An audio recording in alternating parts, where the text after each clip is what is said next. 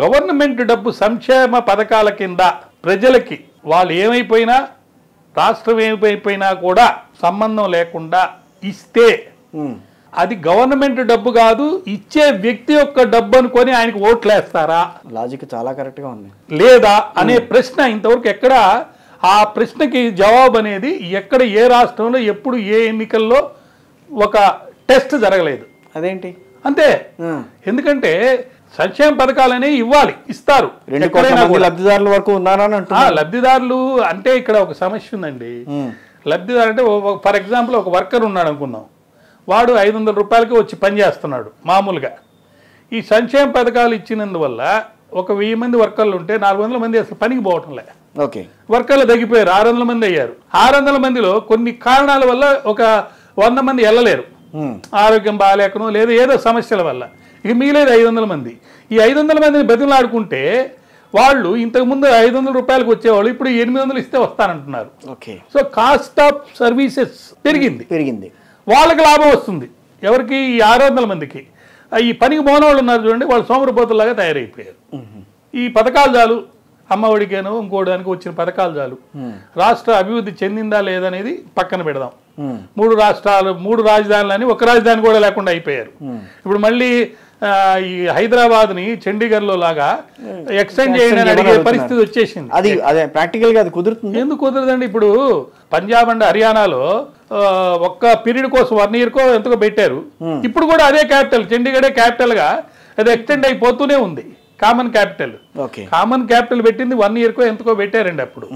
ఇప్పుడు అప్పటి నుంచి ఇప్పుడు అది గమనిస్తానే 10 ఏళ్ళు ఇప్పుడు ఆంధ్రప్రదేశ్కి రాజధానిగా హైదరాబాద్ ఉంది. ఇంకొంచెం కంటిన్యూ అయ్యే ఛాన్సెస్ ఉంటాయి. ఖచ్చితంగా కంటిన్యూ అవ్వాలి. ఎందుకు అక్కడ క్యాపిటల్ లేదు. ఏ క్యాపిటల్ ఏం చెప్తోంది మరి అట్లాంటప్పుడు? కాన్స్టిట్యూషన్ ఏం లేదండి. వచ్చే సెంట్రల్ గవర్నమెంట్ పార్లమెంట్ లో ఒక నిర్ణయం తీసుకుని దాన్ని ఎక్స్టెండ్ చేయొచ్చు, ఎగ్జిక్యూటివ్ ఆర్డర్ కింద చేయొచ్చు. దానికి ఏమి మళ్ళా ఇదివరకులాగా దాన్ని ఏమంటారు రీఆర్గనైజేషన్ చట్టానికి కొత్త చట్టానికి పాస్ చేసేటట్టు 2/3 మెజారిటీ అవసరం లేదు. ఇప్పుడు 5 గ్రామాలు తీసుకున్నారు. ఏం చేస్తారు 5 గ్రామాలని? ఎగ్జిక్యూటివ్ ఆర్డర్ ద్వారానే వచ్చేసింది. 7 గ్రామాలు 5 గ్రామాలు ఇచ్చారు. అట్లనే ఇది కూడా ఎక్స్టెన్షన్ అనేది రొటీన్ గా జనరల్ గా అడిగినప్పుడు ఇవ్వాలి.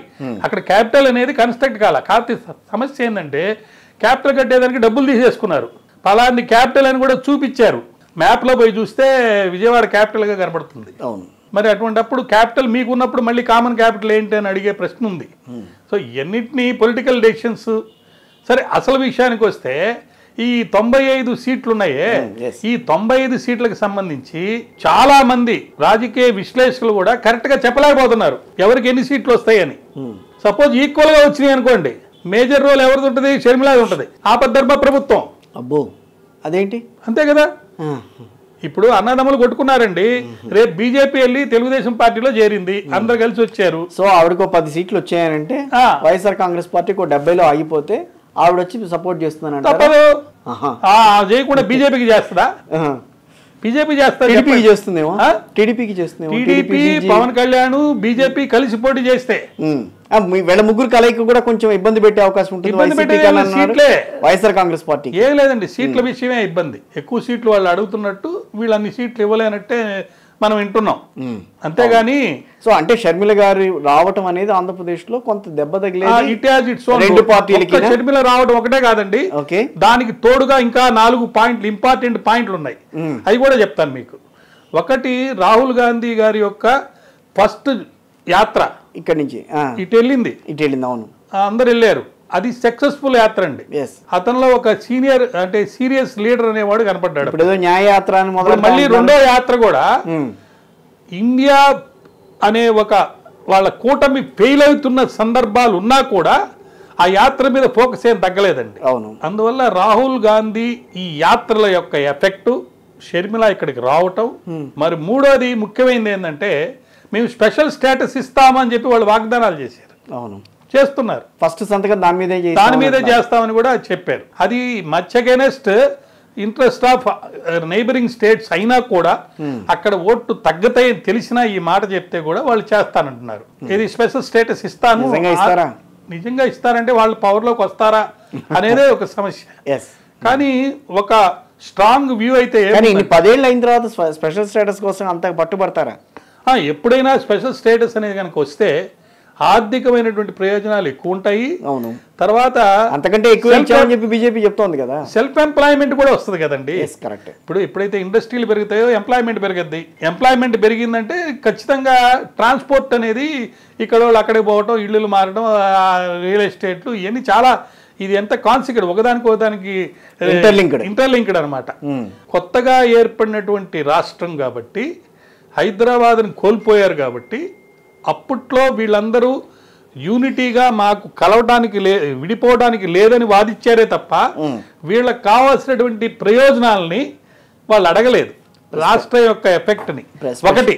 రెండోది, స్పెషల్ స్టేటస్ బదులుగా కొంత ఆర్థికమైనటువంటి ప్యాకేజీలు ఇచ్చారు. అప్పుడు వాళ్ళిద్దరి మధ్యలో జరిగినటువంటి అండర్స్టాండింగ్ నిజంగా స్పెషల్ స్టేటస్ బదులుగా దానివల్ల వచ్చేటువంటి లాభాల కంటే ఎక్కువ డబ్బు ఇచ్చారా లేదా అనంటే ప్రతి వాడికి తెలుసు అది అబద్ధం అని. ఎందుకంటే స్పెషల్ స్టేటస్ అనేది కంటిన్యూస్ ప్రాసెస్లో ఒక 5 years పీరియడ్లో కొత్తగా వచ్చే ఇండస్ట్రీస్, దాని మీద కట్టే ట్యాక్స్లు, ఇది రన్నింగ్ అనమాట. ఒక్కసారి ఏదో కొంత 9,000 10,000 కోట్ల రూపాయల డబ్బులు ఇస్తే దానికి ఏదో ఒక ఎకనామిక్స్ చెప్తారు లెక్కలు, ఎవరు బీజేపీ వాళ్ళు. ఆ లెక్కలన్నీ చల్లవండి. మీరు ప్రాక్టికల్గా స్పెషల్ స్టేటస్ కనుక ఇచ్చుంటే ఇండస్ట్రీలు వచ్చిండేవి, వాటి ద్వారా ట్యాక్స్ బెనిఫిట్ వచ్చిండేది, ట్యాక్స్ బెనిఫిట్ పాటు ఎంప్లాయ్మెంట్ క్రియేట్ అయ్యేది. కానీ ఈ 10,000 కోట్లు 20,000 కోట్లు మీరు ఇచ్చింది ఎటో వెళ్ళిపోయింది, ఒక సంక్షేమ పథకాలు 4 వెళ్ళిపోయినాయి. అట్లా కాకుండా ఫిజికల్గా అక్కడ ఇండస్ట్రీస్ ప్రతి జిల్లాలో కొన్ని ఇండస్ట్రీస్ వచ్చి ఉంటే ఖచ్చితంగా స్పెషల్ స్టేటస్ యొక్క ఎఫెక్ట్ రిజల్ట్ బాగుంటుంది.